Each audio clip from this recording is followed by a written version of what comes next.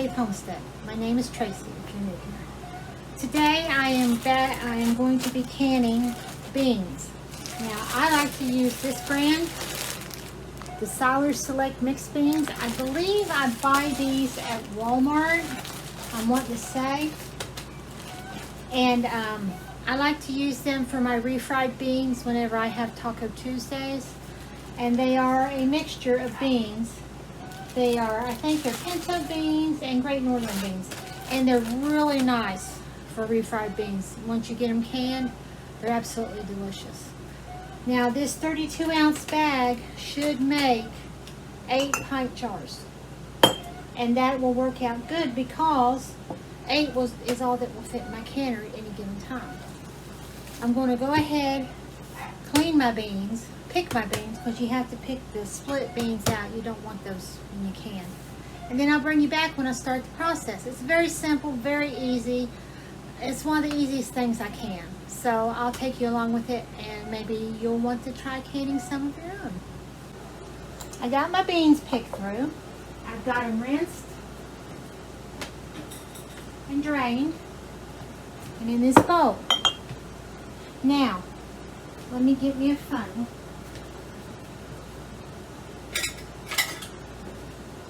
Some individuals prefer to soak their beans overnight.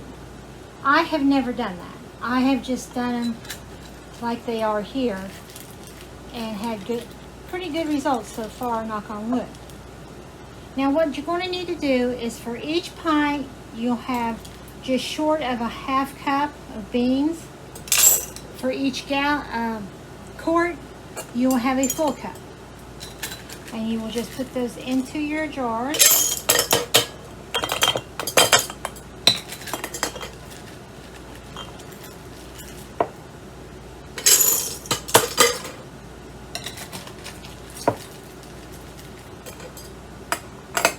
Beans swell when they're cooked. Of course, most people know that.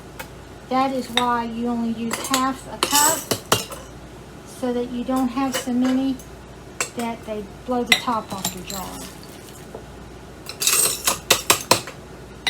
Now these beans are sold by weight, not by actual cup, or because it's 32-ounce bag. So I'm almost always have some left over, which is fine because I can do whatever's left when I do my kidney beans, which I'm going to do next, the ones that I grew this year. So that's not a big problem. I'm just going to put a few more in each jar. Okay, the rest of those I'll set aside and use them, can those when I do my kidney beans. Next, you will need to take room temperature water. This process requires a cold canner, room temperature jars, room temperature water. Do not have anything heated. Now you can heat your jar lids, which is what I need to do here. That you can do. I usually just put them in really warm tap water before I put them onto my jars.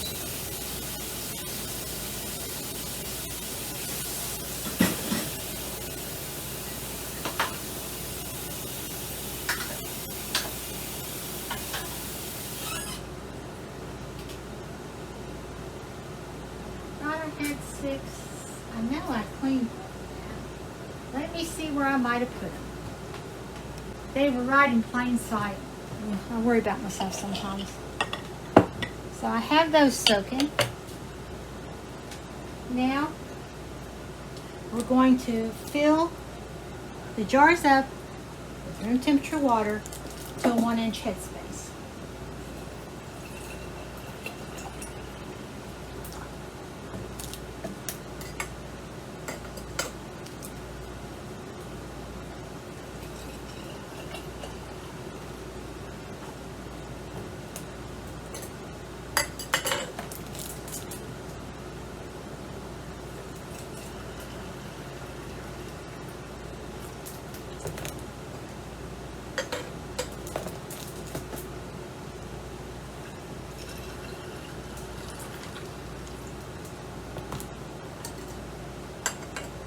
a little bit much in that one. I'll have to take it out.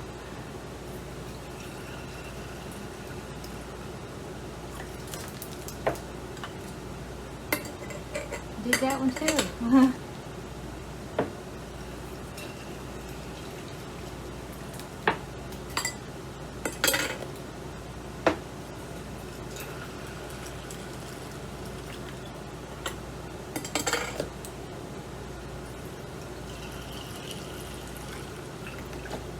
Okay.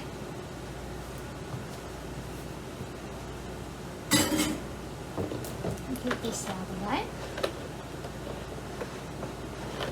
And get some of that water taken out of there. The ones I got a little bit overzealous with.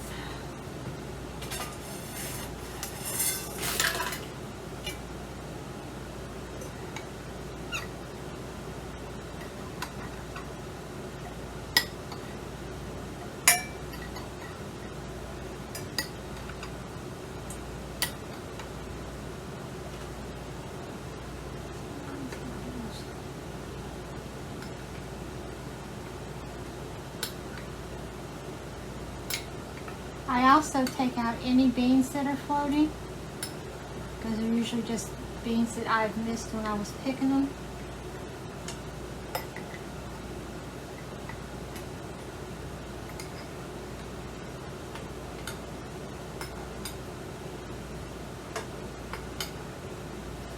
Okay.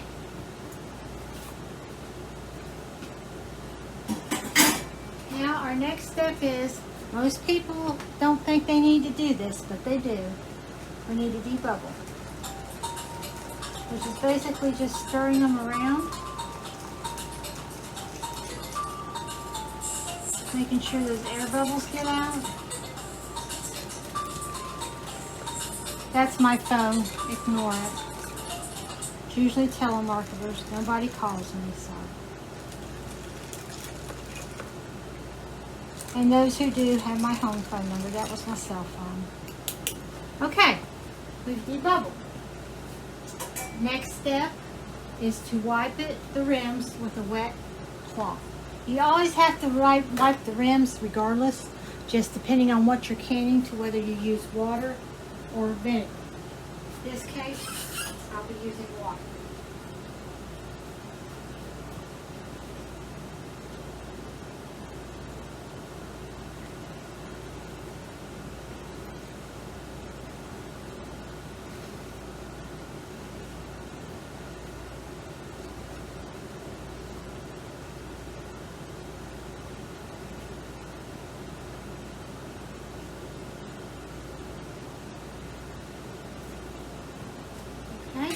And the final step is to put your rings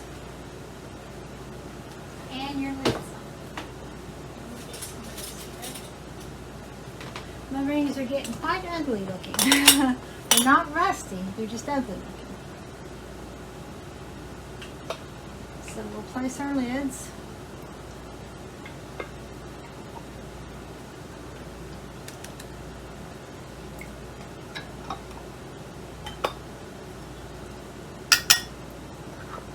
Then our rings, fingertip tighten. Do not crank down on it, just until you feel some resistance is all you do. I know you feel the urge to crank down on it, but that is not the way to do it.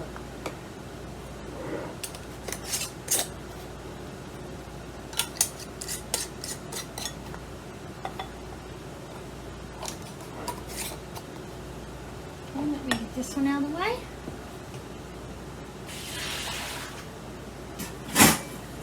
Now I need to make sure that I have the required amount of water in my canner, because I did can in it yesterday, and yes, the water level did drop. So let me get some more water in.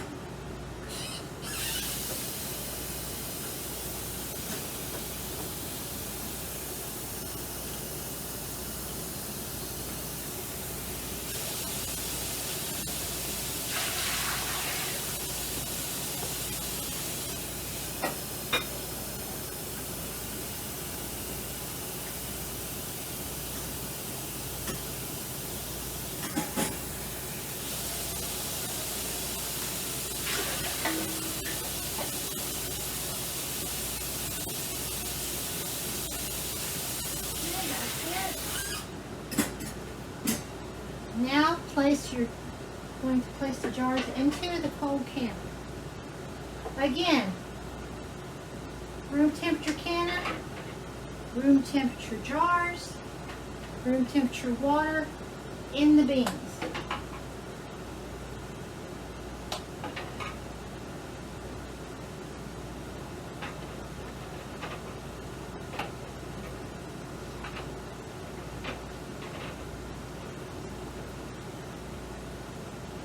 Okay. We're going to put our lid on. And we are going to turn our heat on. Usually I turn it on about medium high, about a 7. Mine goes 1 through 9, so I set on about a 7 to begin with. Now, as usual, you will need to wait until the steam vents through this, and you'll let it vent for 10 minutes. Something to remember here is that this is going to take longer to heat up than it would if you were using a hot canner. So if it takes a while, don't be alarmed. It's starting from cold, essentially. So it will take a while. While I'm waiting for my canner to heat up and get going, I wanted to do a little bit of an update on a few other things that I've done in previous videos that I haven't shown you yet. In my cucumber chips video, they came out really nice tasting, but I will say the first ones I did with the ranch, that require you to drizzle the olive oil on it, there was an awful lot of olive oil. I mean, they turned out fine and they dehydrate, and as you can hear, they do rattle. But there's a lot of oil on the jar, so I don't figure these will last very long and they won't be shelf stable. Now, when I did my ones with everything but the bagel, I did a process of brushing the oil on. So there's minimal oil, just enough to hold the seasoning on. It turned out better. There doesn't seem to be any oil on the inside of the jar, and I believe these will remain more self-stable than the original ones. I mean, I'll eat both of them, but I was looking for experimenting on something, excuse me, shelf-stable. That's a tongue twister. Also, a few weeks ago, I had dehydrated some tomato skins and some tomatoes and sweet 100s. These are my 2 tomato skins. I have not ground them up yet. I'm going to turn them into tomato powder. I also believe I'm going to turn my tomatoes that I dehydrated. I had some extra tomatoes when I was canning tomatoes. I went ahead and dehydrated them. I didn't have enough to finish. I didn't have enough room in the canner to finish them out, so I just dehydrated what was left. That's all going to be ground up in tomato powder to be used. My sweet 100s turned out beautiful. Let me see if you can see them here. I'm not sure what I'm going to do with those yet. I mean, if I have to, I can use them for tomato powder. I can rehydrate them to put into soups and stuff, but we'll see about those. But I just wanted to update you on a few of those things that I had done that I had failed to show you in the other videos. And there you have it. 8 pints of home canned mixed beans. I do want to say that I'm sorry I didn't bring you back when I put the jiggler on like I said I would, but I got a little bit involved in something. But I will say that I canned them. It's 75 minutes for pints, 90 minutes for quarts. So they turned out pretty. Now's the nerve-wracking part, waiting for them all to pop and see if they seal. I'd like to thank you for joining me today on the homestead while I canned my beans. I hope you see fit to come back and visit again. And as always, from my homestead to yours, blessings.